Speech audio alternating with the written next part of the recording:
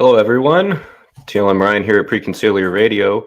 Want to start a new tradition where I'm going to share with you, before we get into our topic, one of my favorite comments from the last video that I recorded. We're going to do this every time I start a show, just to add a little bit of insight from you as the viewers, or maybe, in this case, some humor. Check this one out.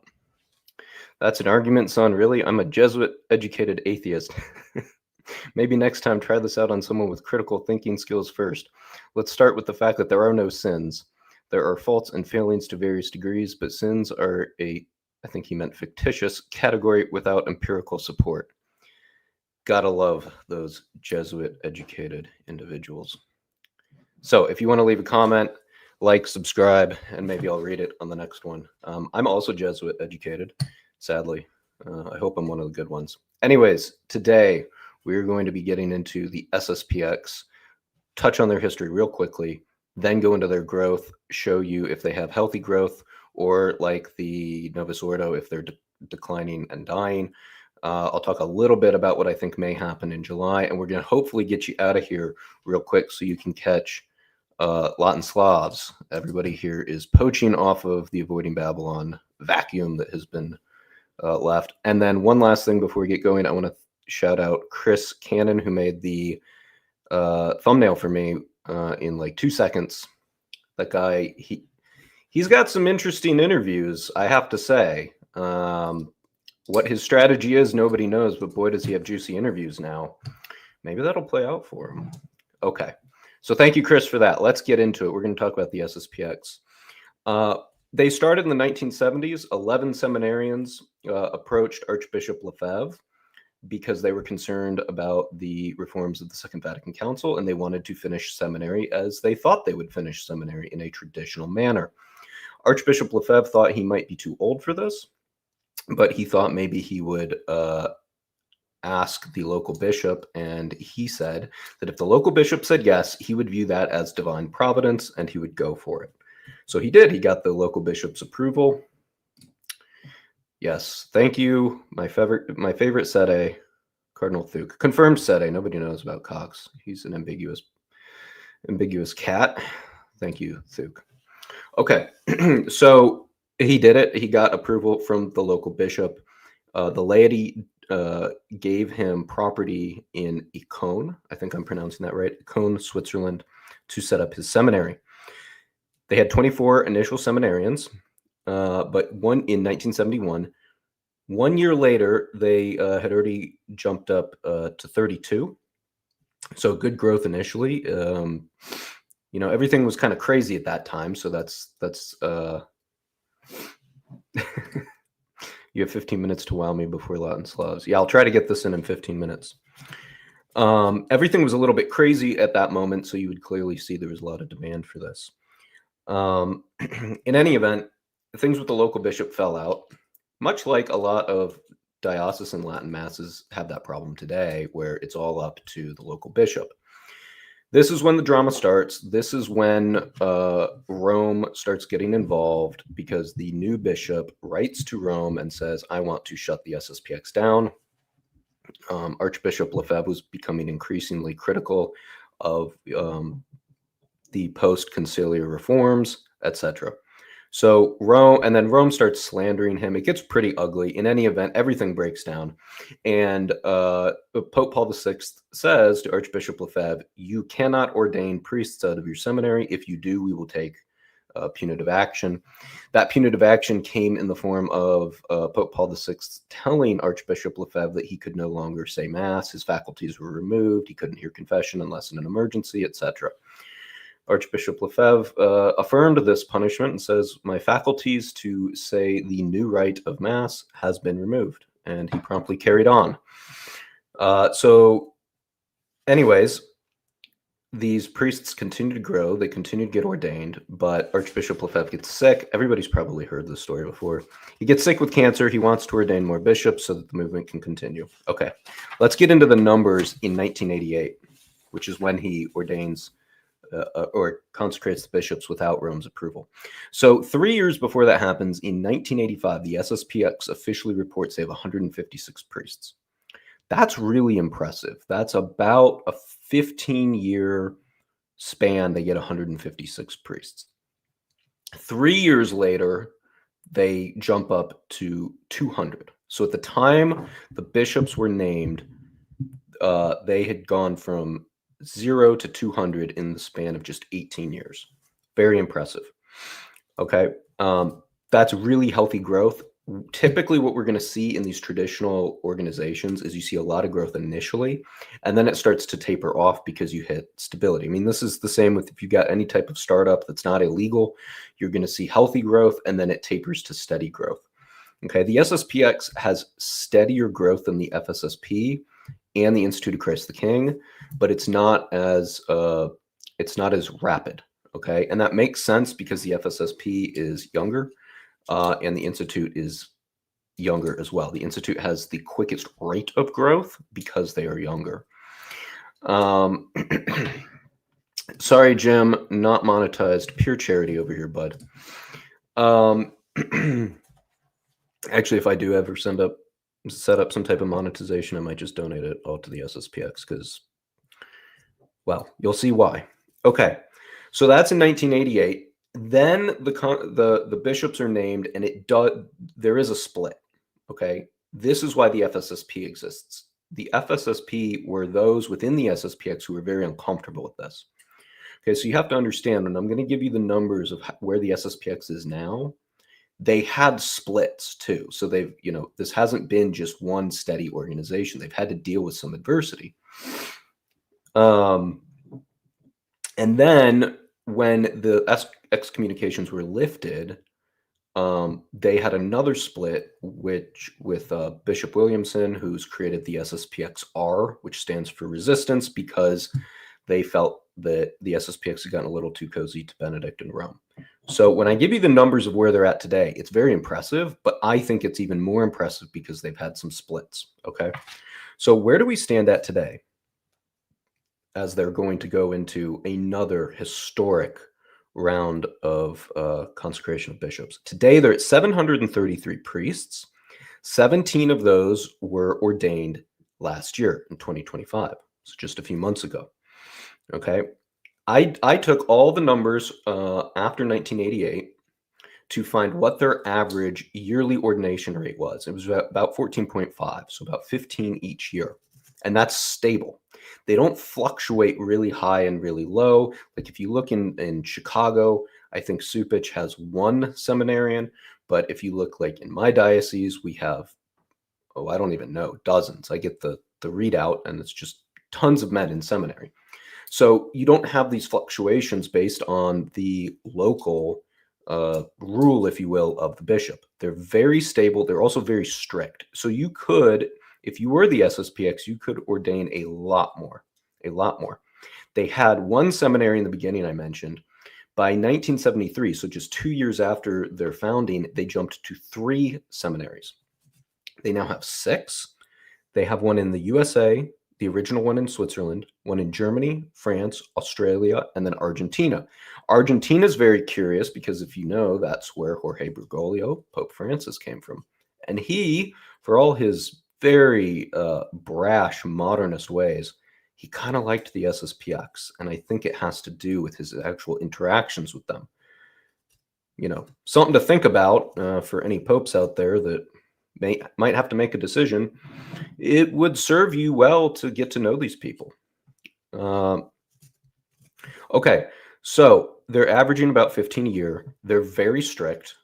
They have very high standards, and they would rather. So that's partially why they don't grow as fast as the FSSP and the Institute. I'm not saying the FSSP and the Institute of Christ the King are lax, but the SSPX is very rigid about this.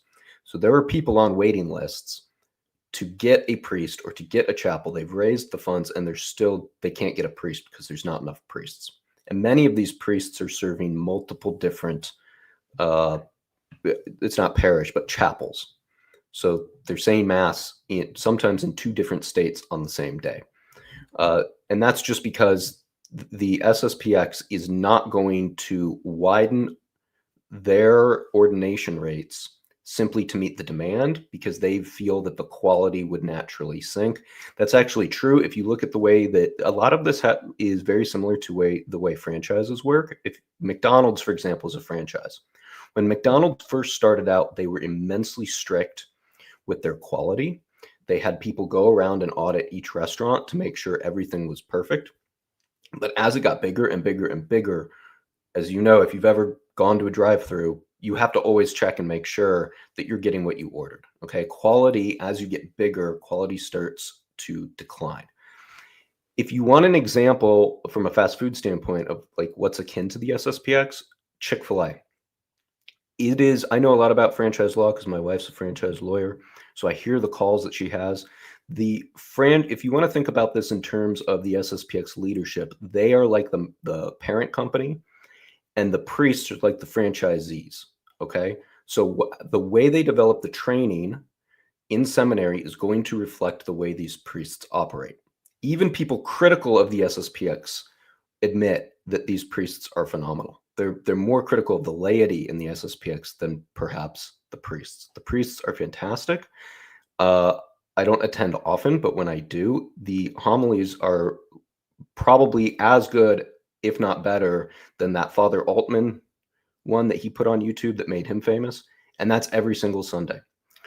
It's the same thing with Chick-fil-A. Every Chick-fil-A people are like incredibly gracious and what is it? They say, my pleasure, every single employee. Because if you want to buy a franchise, it is immensely difficult. The parent company doesn't just let anybody in the way, for example, McDonald's and Subway do. So that's just a secular example to kind of keep in your mind as to what the SSPX is like. That's going to limit growth. Okay. But still, we have really good growth. Okay. We have 15 a year, and they have 600,000 faithful, 123 brothers, 200 sisters. This is today. 6 seminaries, 100 schools, 7 nursing homes, and 2 university-level institutes. Very impressive. Okay. Now, this is what's curious. If you want to see where they're going to look in 10 years, 20 years, 600,000 faithful to 733 priests. That's about 800 faithful per priest. They're a little stretched thin, but we can use that to project how strong will the SSPX be, because their strength in numbers is going to play a factor in July. Their projections are going to play a factor. Okay. Rome dispatched Ratzinger to try to deal with Lefebvre back in 88. Why? Because apparently he was causing enough of a fuss and having enough of a reach and growing enough that Rome took them seriously. Rome, with who they're having the SSPX meet with initially, is not taking them seriously, but they should. Okay. Because this is their projections for each decade. On the low end, they will grow by 122,000 each decade. On the high end, 163,000 per decade. Why that disparity? Well, that's based on priest divided by laity. Okay. What is keeping some of the priests, besides the rigorousness that we talked about? What's preventing some of this? Number of bishops. They've only got 2. The more bishops you have, the more priests you can have, the more seminaries and teachers in the seminaries that you can have. It starts to snowball. So we could see them adding maybe even higher than that, 200,000 every 10 years. What does that mean? That means that by the end, by 2046, when almost all the boomers are gone. The SSPX will have 1 million faithful, okay? And they will have well over 1,000 priests, okay? Let's compare that to our Jesuit educated sponsor of this video. Let's talk about the Jesuits. How are they doing? How are the modernists doing? How are the hyper-progressives doing? If they're guided by the Holy Spirit, we should see the fruits. We should see good fruits, right? That was the test our Lord said. Well, in 2013, when a Jesuit was named Pope, they had 17,000 members. Okay, they're now down to 14,000 members, 10,000 of which are priests. In 12 years, 15 years. That's horrific. They are hemorrhaging. Okay. Now, the Jesuits were huge to begin with, and the SSPX started with nothing. So we're probably not going to see an eclipse in our lifetime, but in about 200 to 250 years, the SSPX will outnumber the Jesuits. And the Jesuits are the largest religious organization in the church. So keep that in mind. Let's see. Let's check some of the comments. Yes, I actually had never seen that speech that he gave. Boy, was that great. I watched part 1. Apparently there's 2 parts. I only watched part 1. All right. So let's talk about where this leaves us. Okay. So in terms of percentage of growth, they grow about 2% annually. Stable, steady, not super fast. Okay. This is strategic. They have made that active decision that they would rather go because there's this huge waiting list for priests. They could easily let more people into seminary, ordain more, but they're very strict. Okay, that may change with more bishops. Okay, they may be able to get more funding and open up more seminaries. So we'll see. Now, what do I think is going to happen in July? I have a theory that Pope Benedict the 16th may have already neutered Rome. Okay, and this is why I say that. When you excommunicate someone or claim that they were excommunicated, lete sententiae, and then just 20, 30 years later, you lift those excommunications, it really doesn't make the new bishops or the current bishops who will consecrate these bishops fear it. Okay? Because the question then naturally becomes, were the excommunications just in the first place and Benedict made a mistake? Or were the excommunications unjust and Benedict corrected a grave wrong? Well, the precedent on the books right now is that Benedict believed that they were unjust or at least no longer warranted. So if you're going into this thinking, oh, well, they're going to announce that we're automatically excommunicated, what does it matter? Just wait 20 more years and they'll probably be lifted by some future pope, if history's any guide. So I think that Pope Benedict really puts Rome in a bad position here. I'm not favoring Rome here, but I'm saying if you're just looking at this objectively, the SSPX has all the leverage. They have the precedent, they have the growth, they've shown that their model works. Yeah, Benedict supremacy. He's just the gift that keeps on giving. They tried to remove the guy. He died, Pope Emeritus, not even the real Pope, and they still are haunted by him. So Rome won't do anything. Nothing ever happens. I don't know. I actually disagree with Anthony and Rob and a lot of the older gentlemen who I've spoken with. They do not think that Rome will do anything. Never underestimate the cult of Vatican II. They protect it. Yeah. So Thuke's probably going to want to get over to Latin Slabs. I'm going to end it now because I want you guys to go over and check them out. I don't have much more to say about it. I think they are the lowest growth of all the traditional orders, but they grow and they're really stable. Okay, they are solid. The FSSP grows fast, the Institute grows fast, but they can be wiped out at the snap of a finger by Rome. Okay, so the SSPX are very stable. I want to see if I can get one tweet up here just to close this out. It was by a gentleman who attends the SSPX in Charlotte, and he had a great take on this.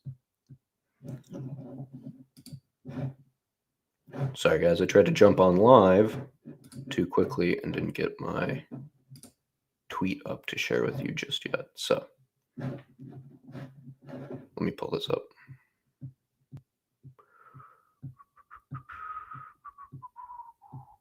His name's Colum Smith. All right. Let me add one more. If you guys have any more comments before you jump over to Latin Slabs, let me know. I'll try to read them. Here's Colum. Okay. Let's see if I'm sharing this.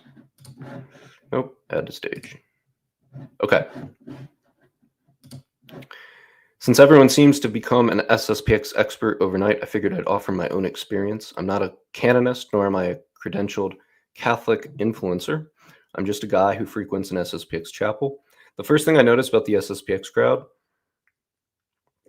was how unconcerned, dare I say, oblivious they are to the scandals and machinations. I don't know what kind of word that is.